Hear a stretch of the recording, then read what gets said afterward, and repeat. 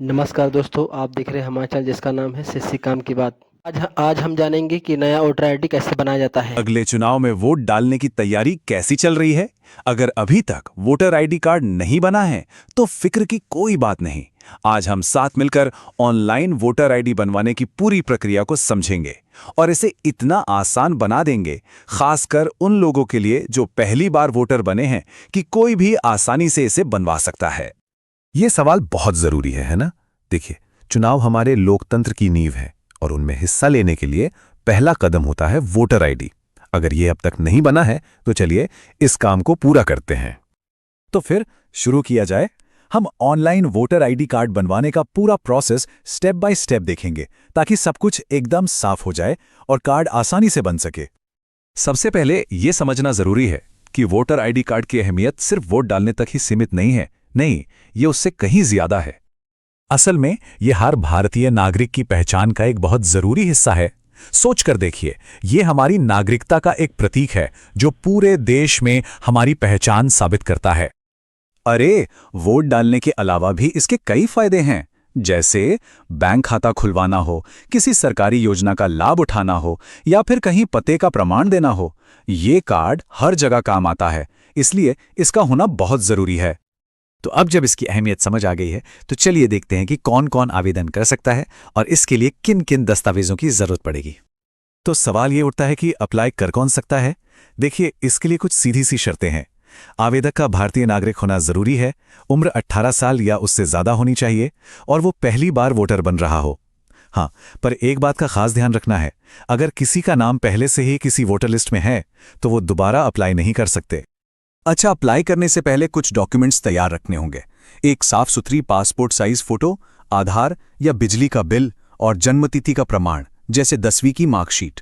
एक चालू mobile number भी लगेगा। और हाँ, आधार कार्ड होना अनिवार्य तो नहीं है, लेकिन अगर है तो प्रोसेस थोड़ा तेजी से पूरा हो जाता है। चलिए, अब आते हैं सबसे जरूरी हिस्से पर। ऑनलाइन आवेदन करना कैसे है? घबराने की जरूरत नहीं, हम इसे बहुत आसान स्टेप्स में समझेंगे। प्रोसेस बहुत ही सिंपल है। सबसे पहले गूगल पर NVSP वोटर पोर्टल सर्च करके वेबसाइट खोलनी है। वहां apply online for new voter पर क्लिक करके फॉर्म 6 चुनना है। बस फिर अपनी सारी जानकारी सही सही भरें, डॉक्यूमेंट्स अपलोड करें और मोबाइल नंबर वेरीफाई करें। फॉर्म जमा होते ही एक रेफरेंस आईडी मिलेगी, उसे जरूर संभाल कर रखिएगा, ये आगे बहुत काम आने वाली है। तो फॉर्म तो सबमिट हो गया, अब आगे क्या? आइए अब समझते हैं कि इसके बाद वेरिफिकेशन की प्रक्रिया कैसे काम करती है।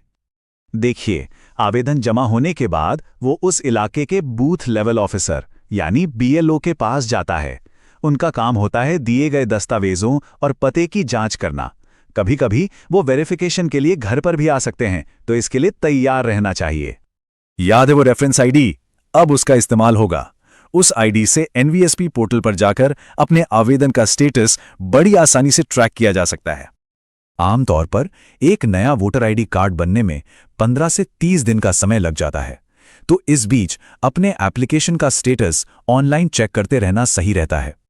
अब एक बहुत ही जरूरी बात पर आते हैं।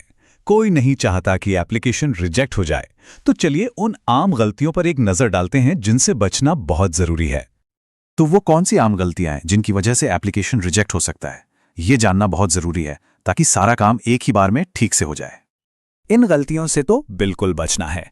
नाम या जन्म तिथि में कोई भी स्पेलिंग मिस्टेक, धुंधली या खराब फोटो अपलोड करना, फॉर्म में भरा गया पता डॉक्यूमेंट से मैच ना करना या फिर पहले से रजिस्टर्ड होने के बावजूद दोबारा अप्लाई कर देना। इनमें से कोई भी गलती एप्लीकेशन को सीधे सीधे रिजेक्ट करवा सकती है, तो फॉर्म भरते समय हर चीज डबल चेक जरूर कर लें। तो अब पूरी प्रक्रिया साफ है, क्या करना है और किन गलतियों से बचना है, सब कुछ। अब वोटर आईडी बनवाने के लिए सारी जानकारी हमारे पास है। बस ये बात हमेशा ध्यान में रखनी चाहिए कि ये सिर्फ एक कार्ड नहीं, ये हमारी आवाज की ताकत है। तो अब देर किस बात की, आज ही अप्लाई